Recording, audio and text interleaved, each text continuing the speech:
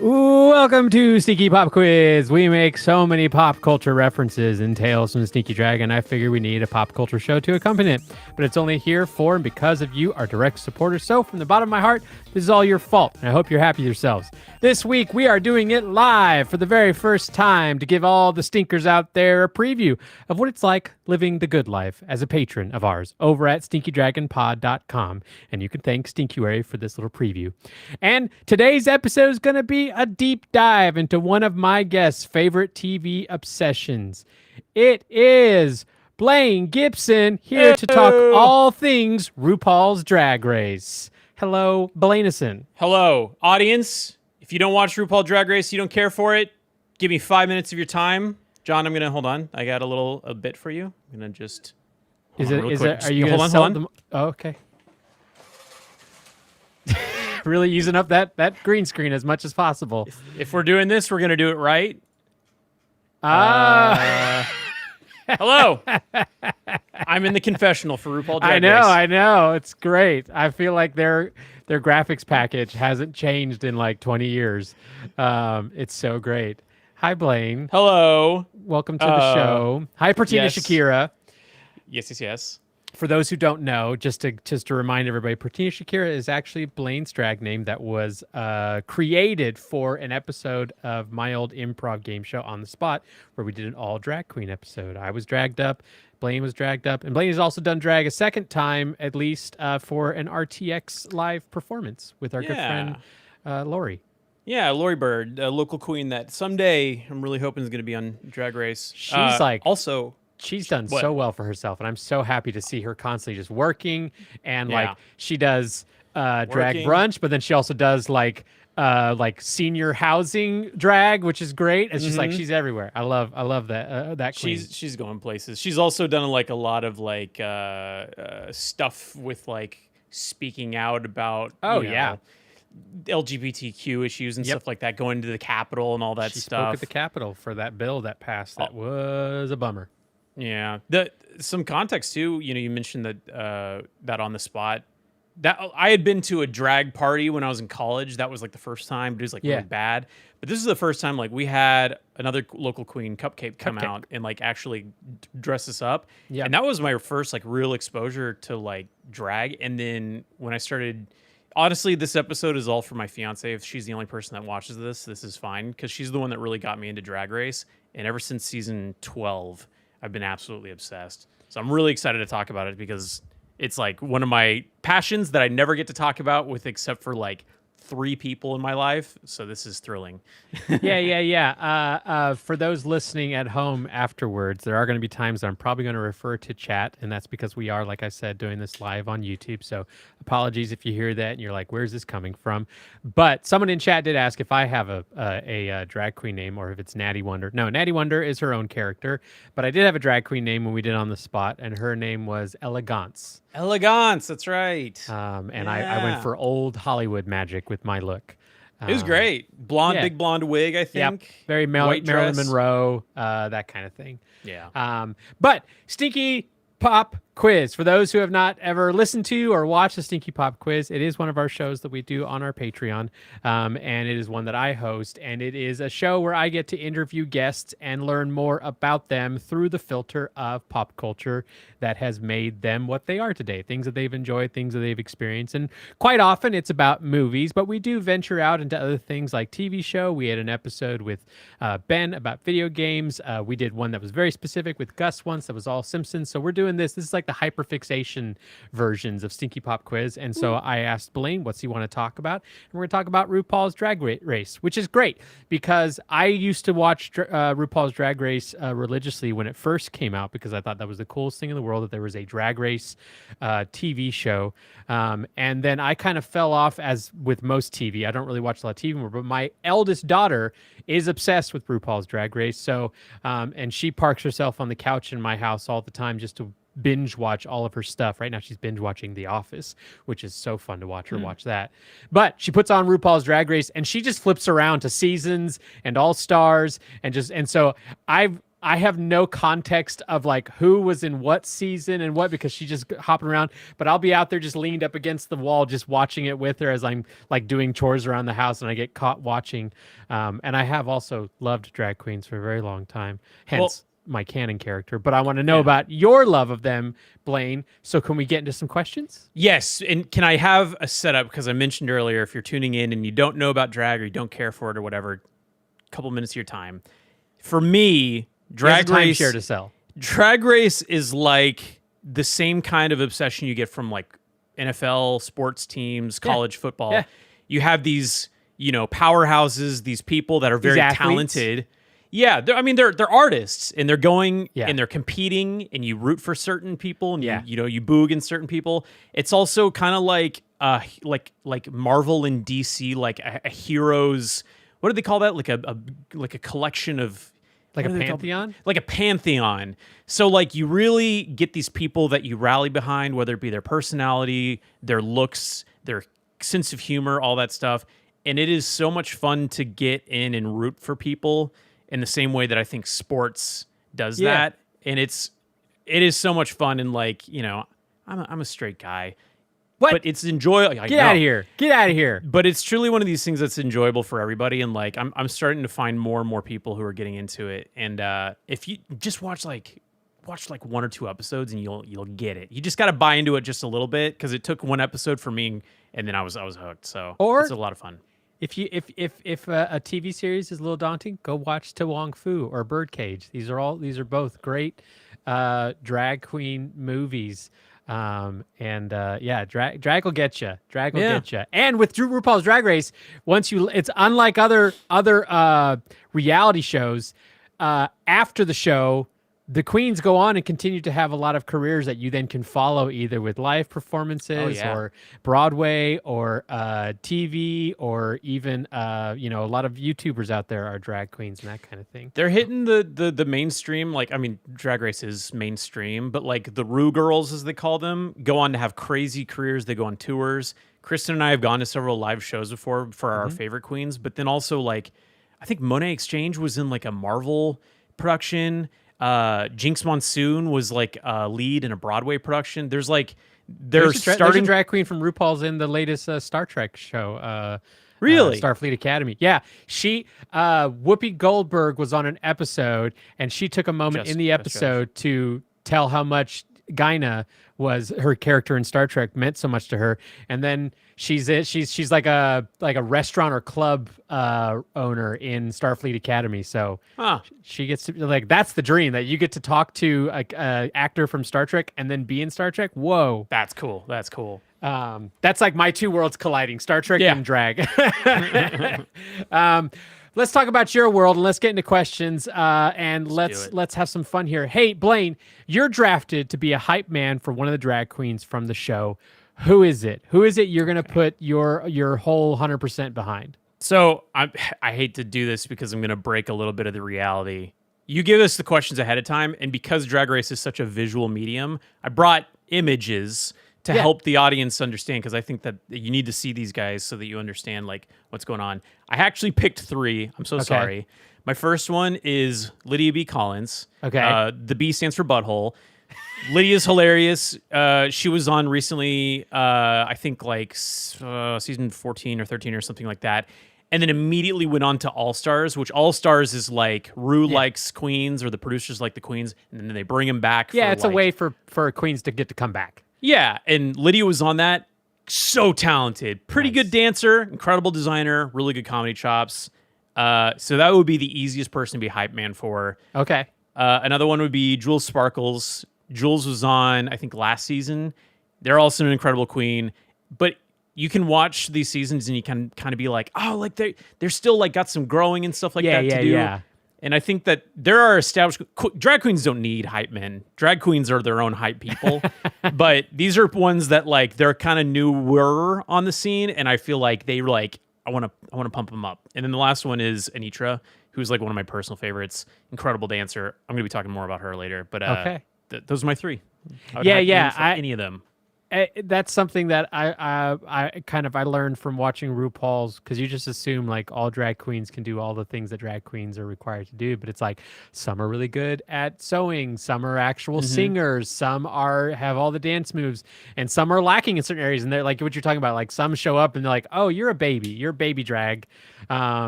And you're kind of learning the ropes and maybe don't have all the resources quite yet. But it's fun to see those ones grow throughout the seasons as well.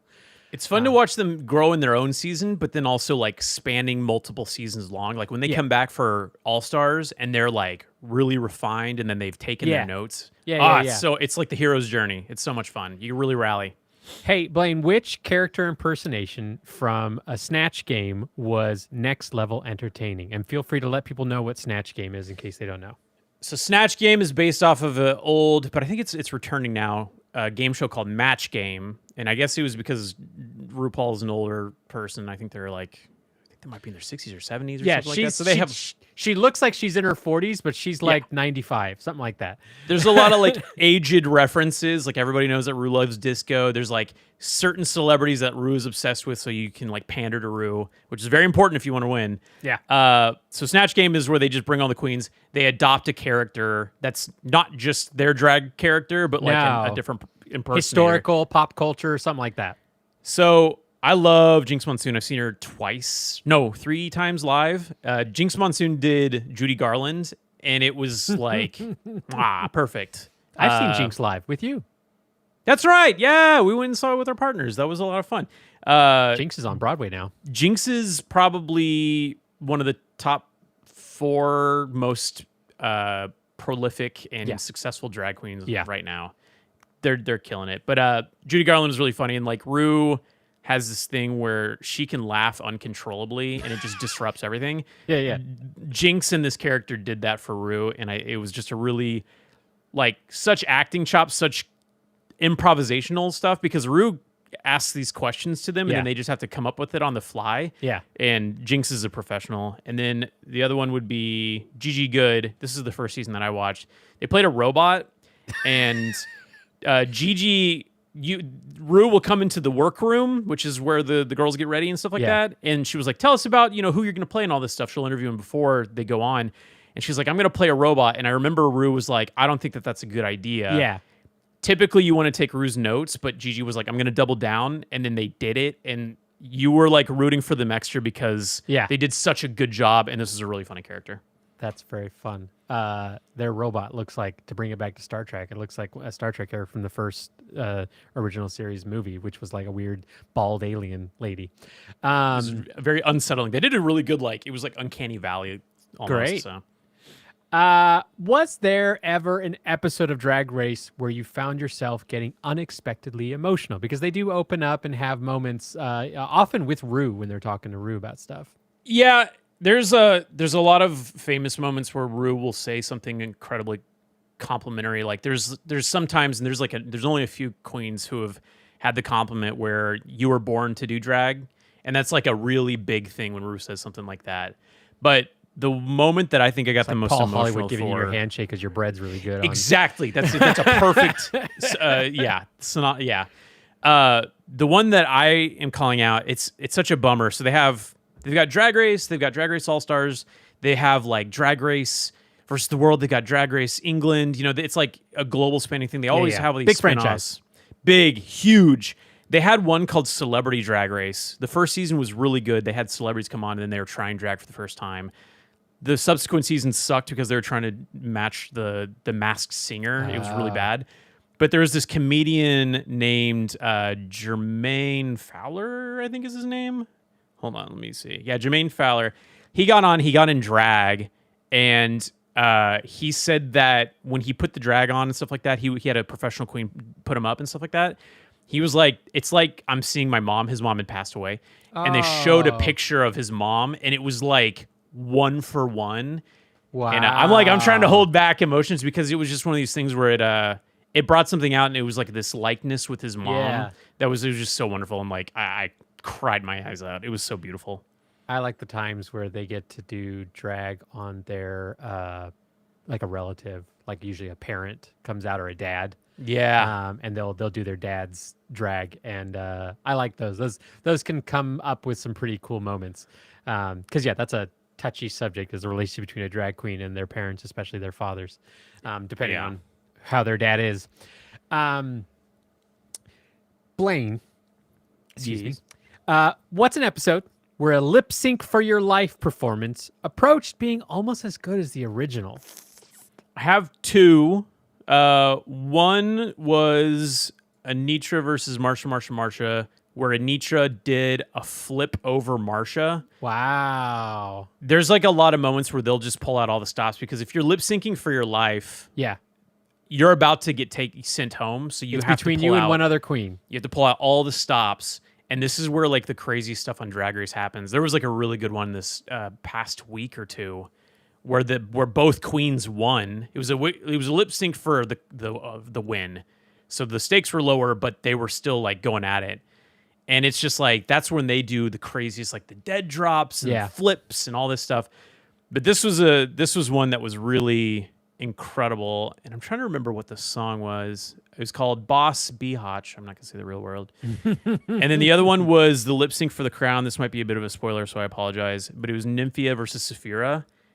And it was Badum, that song that was really popular a couple years ago. And it was just this is one where Kristen and I had been rooting for both queens. So it was one of those ones where either one of them would have won, and we would have been cool with it.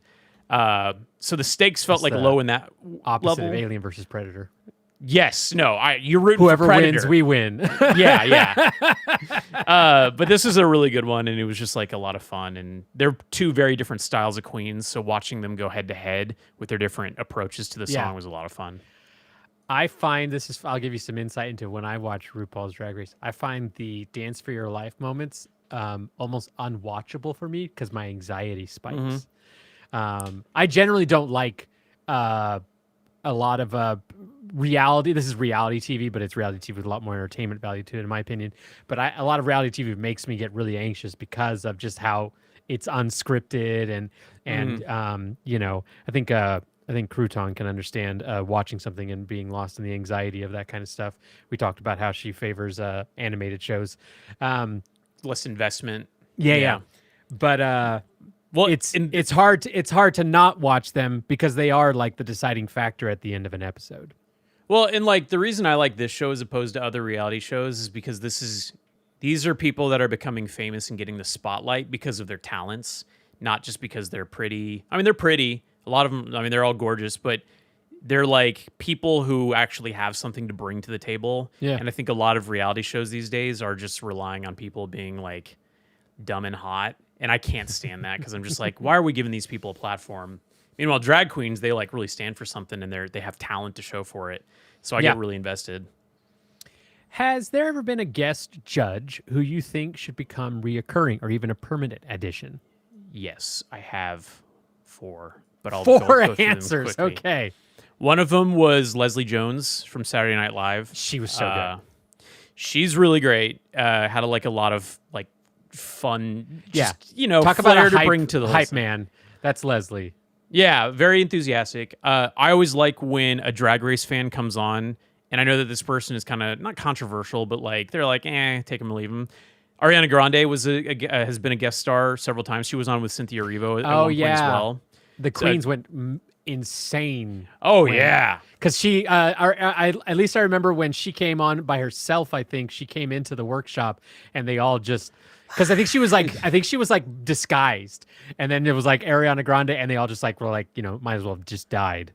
There's a queen, I can't remember who it was, but they came in and I think their entrance look was giant shoulder pads and then a mannequin head. Yeah. And they say, "Mother has arrived." And then they pulled it off and they revealed. Ariana Grande did that, and when she did that, it was like everyone died. Ronan Farrow, Ariana Grande, and who? Ronan Farrow is a reporter. He's Mia Farrow's son. He did a really good job. I liked him on. And then my last one, I could have them on every episode. I could have them on any episode of anything. Keke Palmer. Oh, so much charisma. I love Keke Palmer. She's also Kiki Palmer that's such a good answer. I love that you said that because she also just turned into someone who's like, she is a unapologetic enjoyer. Yep. Even though she's, movie star, huge celebrity at this point. Even just seeing her at the roundtables for Good Fortune with like Keanu. Did you see those? And Keanu would he reenacted like doing bullet time, and Kiki's like, he's doing it, he's doing it. She's just like oozes charisma, and like those are the 4 tenets of drag: it's charisma, uniqueness, nerve, and talent. Yeah, and Kiki has all those things. So I watched a movie with her recently called One of Those Days. This is a comedy. She's in another one coming up. Hold on. She was in Good Fortune. She was in One of Those Days. Yeah, she's getting lots of film work. She's doing good. Was there a season that had a queen that was the Queen of Shade that stands out to you? And I do remember you learned the art of the shade during that On the Spot episode. Oh, yeah. Because you had questions on like, so is this part of being a drag queen? And once you learned that was the thing, I think that was like when the little island in your inside out brain made the drag queen island was when you connected to that element of it. Yeah, no, the advice that Cupcake gave us, which Cupcake's a certain type of queen, and this is their approach to it, but they were like, you own everything. Cupcake had an ankle monitor out on them, but yeah, they did. just to tell you what kind of Cupcake was so much fun. But Cupcake came to the show with an ankle monitor on. I just noticed someone in the chat said Bianca. I wanted to get back to Bianca, but I think Bianca's like can back shade up with talent. The people that are the worst, the shadiest, are the people that just they like to get in people's heads. They play mind games, and I don't even like to talk about them like that because you're giving them the platform and you're playing into the thing, which is they want the drama, they want the attention. Yeah. But the biggest one is Mistress Isabel Brooks. She's a Texas queen, and she goes in there. She was on 2 seasons, a regular season and then an all-star season, and just kept turning just was always in people's brains, pushing and everyone's buttons. Yeah, and it was her, and then I didn't have a picture because I ran out of time. But Candy Muse is the other one. Candy Muse is like a legendary crap talker, and you scream at your TV because they're just such a good villain.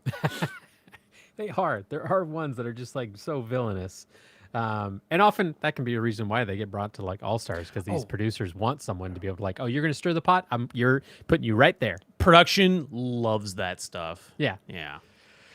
Blaine, what runway outfit do you wish you could have displayed in your home? Something that a queen came out wearing.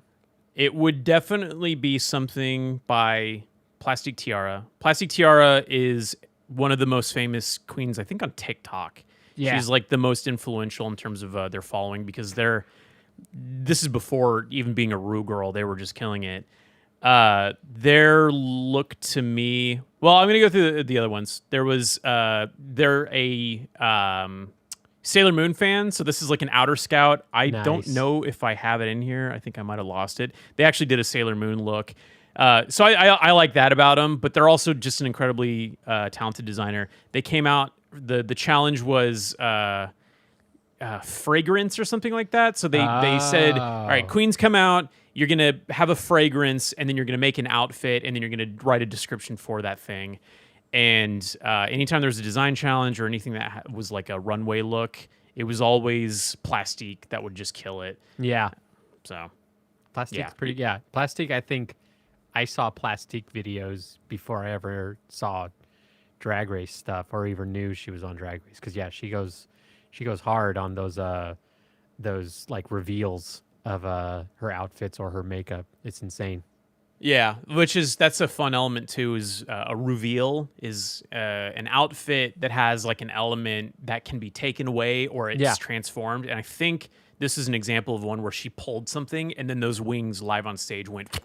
That's great, and it's really cool. So yeah, Plastique's like hands down the hottest drag queen there is.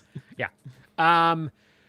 What reoccurring bit or gag from the show do you get a spark of joy every time it shows up in an episode?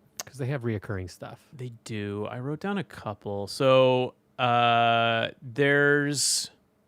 a few. I think my favorite one that's the easiest for me to remember was Jada Essence Hall. Kept doing this thing where she got distracted, froze up during a improv thing, and then she just wanted to distract the audience. So she said, "Look over there." And Jeff Goldblum was a guest judge, and then Jeff would just play along and go like, and then that was like her thing for the rest of the season. And it sounds stupid, but it's one of those things that you have to be there to see it. And it was just funny every single time. And then let me see. I think something that I like in the show is it's been around for, I mean, we're on, I think it was 17, 18 seasons plus all the other content. So it's been around for like decades. Yeah. And because it's such a thing, you know, like it's such a pop culture thing, it gets referenced in itself. Yeah. So like a lot of queens will get meta and then they'll understand the edit.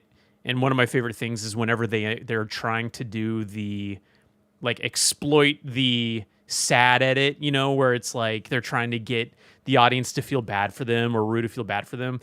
So that used to be like a strategy, is you'd be like, oh, you know, my parents left me at a bus stop when I was a child and stuff like that.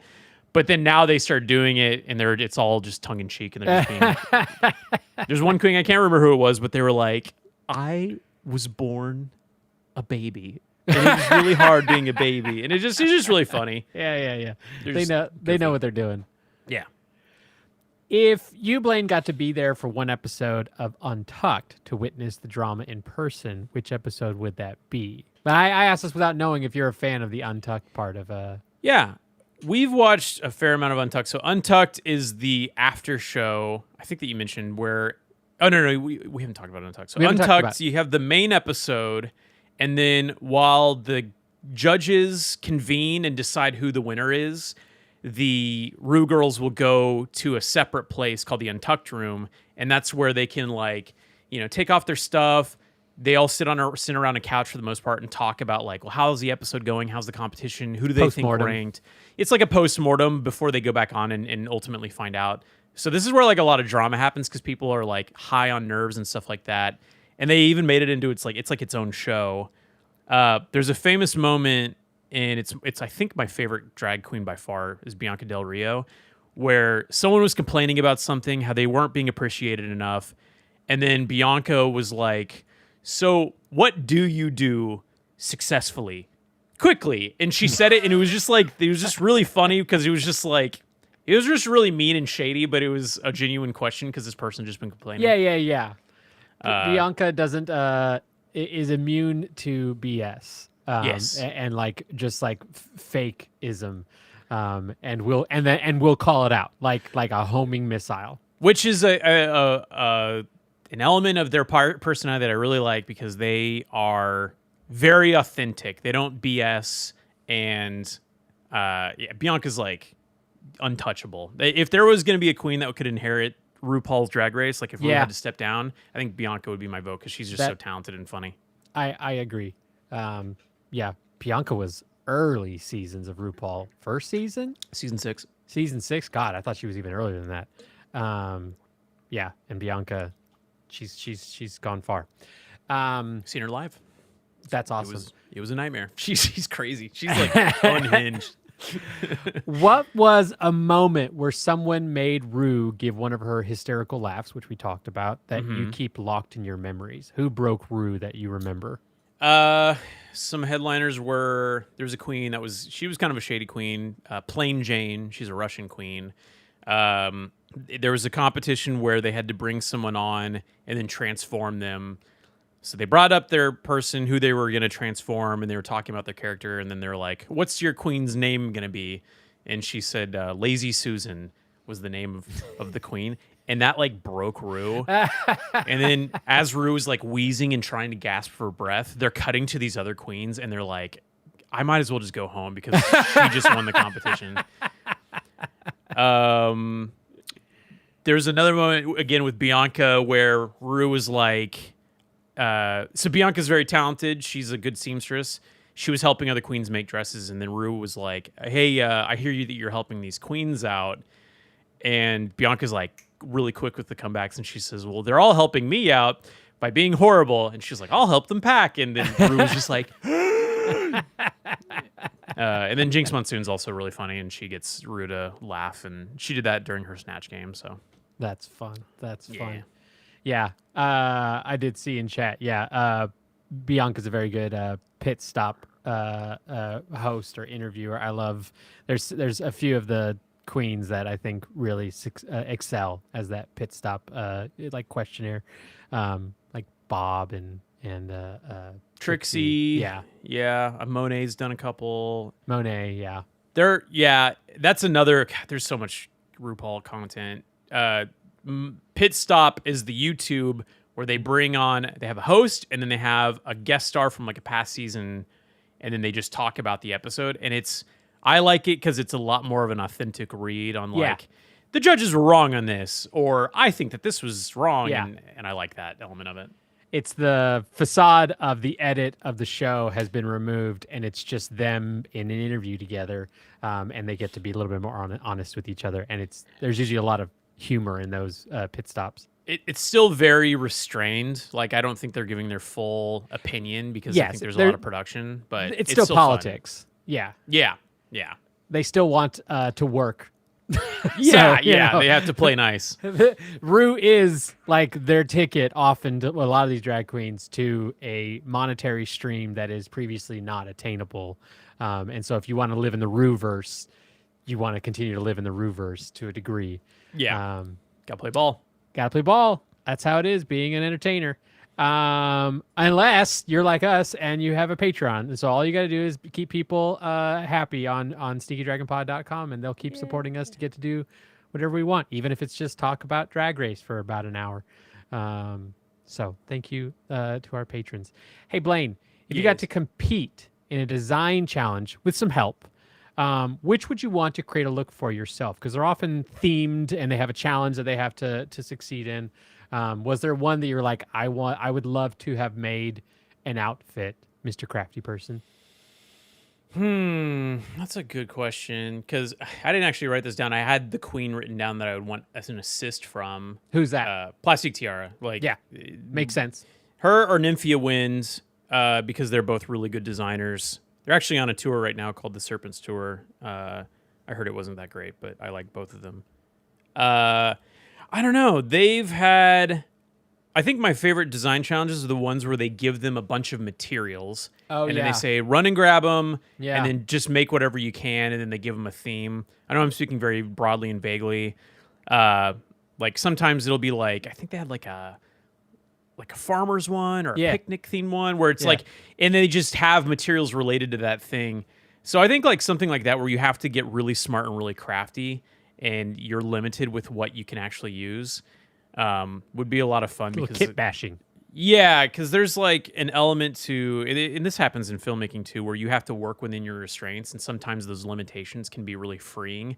It really helps like guide what you're doing. Because if you have every material in the world, you could go any place and it might be like a nightmare. But if it's like you have to make this thing out of a beach ball, then it's like you really have to like hone in. And I think that those are the most fun to watch. Yeah, I like those ones. And that's the other element of why I like Drag Race so much is because I sew, and there's so many queens that are good at seamstresses, and there's others that are not. They don't know how to sew. They don't even know how to like thread the needle or anything like that, and it is painful to watch that. I don't know how they make it that far. That's guts to think that you're going to go, because that's a big part of their participation in the show is having to make a lot of stuff and be compared to other queens that probably have been doing this for quite a while. Yeah. It's like you can't just have the wig and the makeup. You also got to like make dresses for the competitions that are given to you. Well, and that's why whenever you have these queens that are like again, Plastique and Nymphia, where they're a dancer, they're a sewer, they're pretty okay on comedy. Like it's hard to have all of them, but when you see a competent queen that can do it all, it's so fun to watch.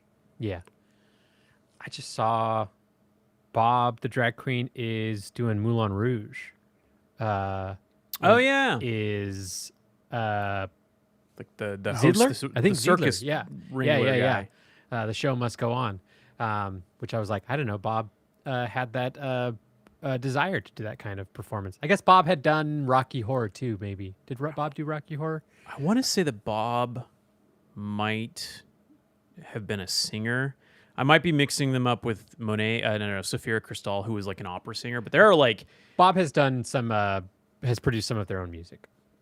Yeah, well, I mean that's like one of the gateways once you become a Rue girl is like you make music, and typically it's not very good music. No, it's not. But like people will listen, you know. Yeah. What is a friendship from Drag Race that warms your heart?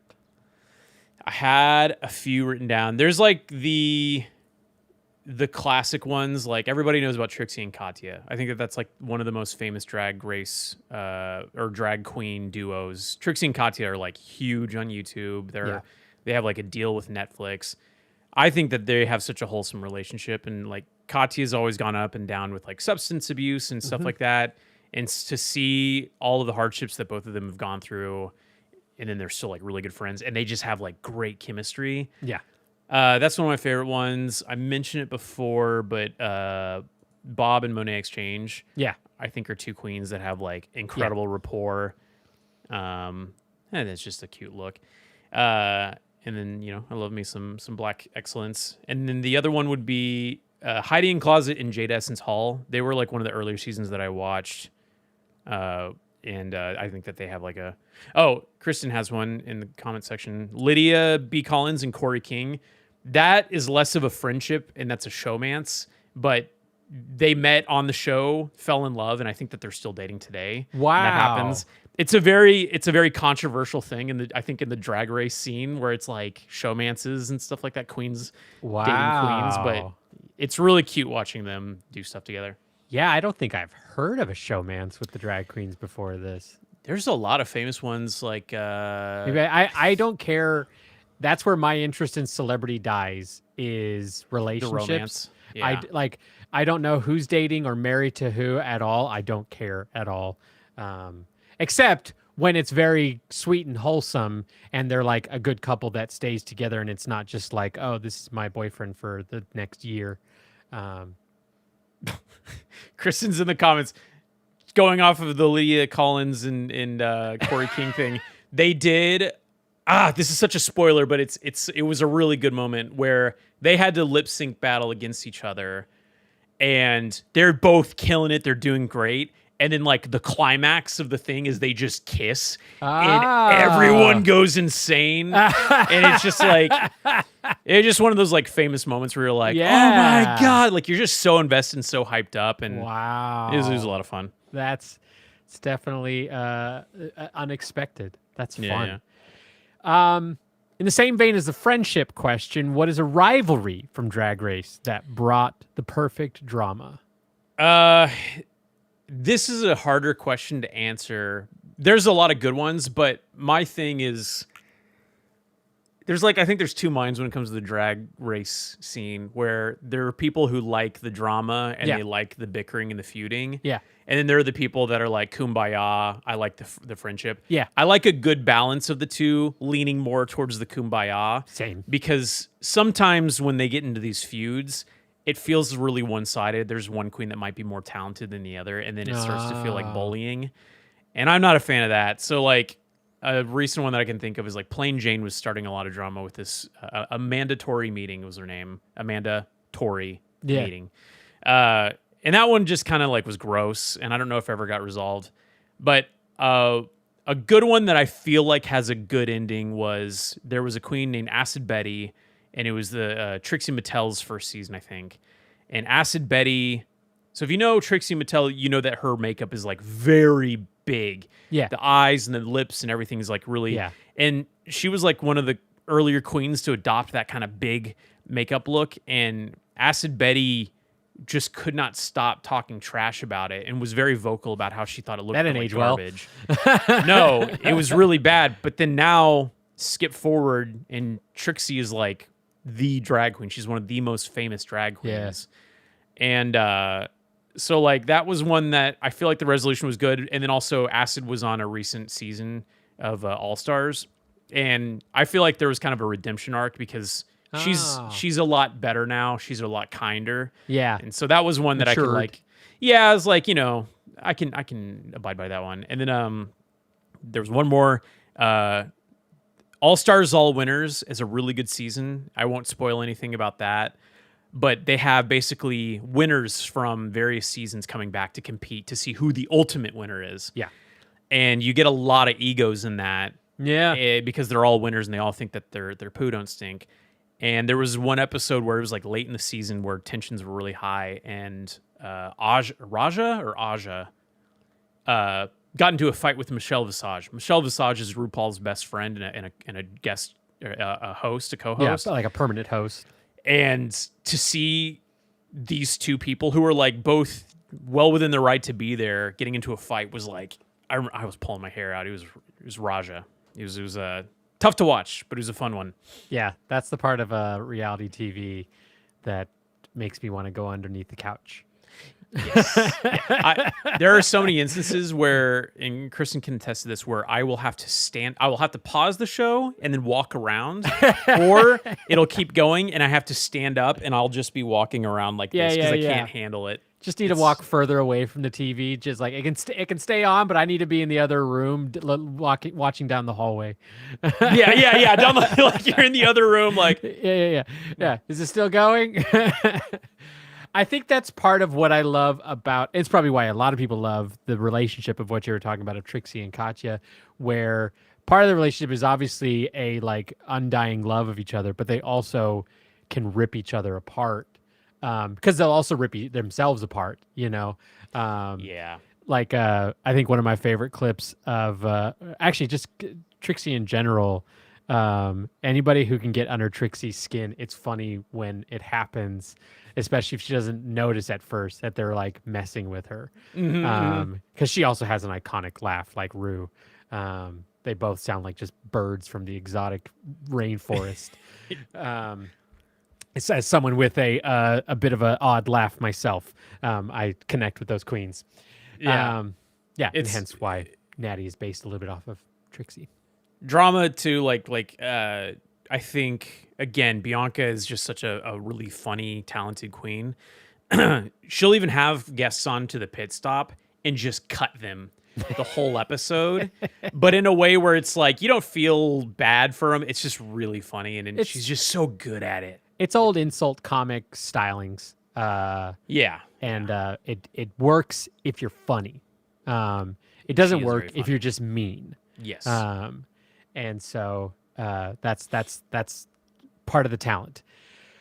Well, we've reached the last question of our discussion on RuPaul's Drag Race. Blaine, you sad?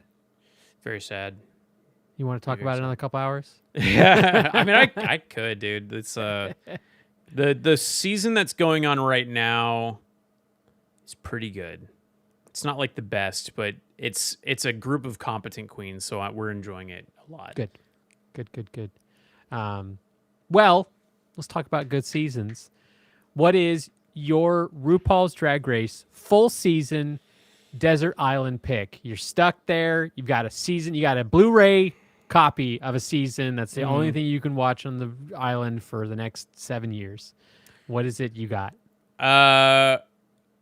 For sentimental reasons, I might have to go with season 12 because that was my first season. Oh, that makes sense. A lot of good talent on that one. But I think that for the maximum entertainment, and I think honestly like a good entry into Drag Race for anybody who's like listening to this or watching this and they're like, where do I start? Yeah. And kind of getting like your starter like hero lore characters. All Stars, All Winners, I mentioned it before, is a really good one because it's a no elimination season. So typically every episode someone goes home, but on this one they did like a point system. Oh, so yeah, you just yeah. You get to stay with the queens the entirety of the season, and I mean it is like top tier. Like people are like demanding another season of All Stars, All Winners because it was so entertaining. It's probably expensive on the production side. Yes. And so that's probably why they have dragged their feet on doing another season. But yeah, getting to, I mean, a lot of reality shows have done that kind of a thing where it's like, it's the All-Stars, but the All-Stars one being just the winners. That's interesting. And I'm sure there was a lot of good looks. I now that you're saying that point system, I was like, oh yeah, my kid watched some episodes of that, and I remember watching. I'm like, what is this point system that's going on? This is different. And I picked up on it a little bit later, but I didn't realize that was what that season was. So sometimes, and that's mostly an All Stars thing, they'll introduce like some value system, or they'll have these like, I can't remember, Kristen, you might know, the beautiful benefactress badge or something like that. Yeah. But they'll like give them, and in the they'll use them as like, there'll be some queens that are just like have a chest full of them, and you're like, it's like a visual representation of how much they're killing it. Yeah. And I bought one for Kristen for a Nice. birthday or something like Nice. that. Like, I love it. I'm all, Yeah. You're hook, line, and sinker. This is truly like, this is my NFL. I'll buy like a shirt before I buy a jersey for a football team. Oh, yeah. And it's a much more worthwhile endeavor to, I think, to support. Nothing against football people, but I like drag queens better. Yeah, there's probably less CTE injuries in drag queens. They have their own kind. God, sometimes they do those. Like you were talking about, their like death drops. I'm just like, oh my god, the audacity of these ladies to do what they do in high heels. Sometimes it's incredible too, because it's like a big thing too is like they'll have like plus size queens and stuff like that. Yeah, and you see them and you're like, oh, okay, I wonder how they're gonna do in like the dance. There's like one on this season right now. I think her name is Kenya Pleaser. She's just all over the place, just dropping and like flipping. I mean, like, it's so crazy the athletic feats that they can do, like you said, while in heels, and then while their man parts are like tucked stuff is inside taped, stuff is tucked, stuff I don't know how they do it. is very strained, but yeah, it's like the Jack Black method of being able to move. Is some of those plus size queens do surprise you with their flexibility and athleticism, and I love it. It's a great show. It's a very, very good show, and I'm glad that it's gotten its due. Yeah. Well, I'm glad we've gotten our due and gotten to talk about RuPaul's Drag Race because of our patrons, because of our support, because of Stinkuary, because of the fact that we have people making sure that we can keep doing this kind of content. And this isn't just the only thing that we do here at Stinky Dragon. People know that we're a D&D show, but we have plenty of other supplemental podcasts, and we got so much content behind the paywall, and it's only produced because we got patrons over at stinkydragonpod.com, and I love them. It's so nice to have that kind of freedom and support, and to have such a wholesome community. All right, and I'm so glad I have you here today, Pertina Shakira. Okay. Oh, thank you, Elegance. This is fun. I've been like dying to get some Drag Race content recorded. I have a lot of things to say. Here's the straight white man's perspective on drag. That's what everyone's been waiting for. Yeah, right. All right. Thanks, everybody. We'll see you next time. Goodbye. Bye.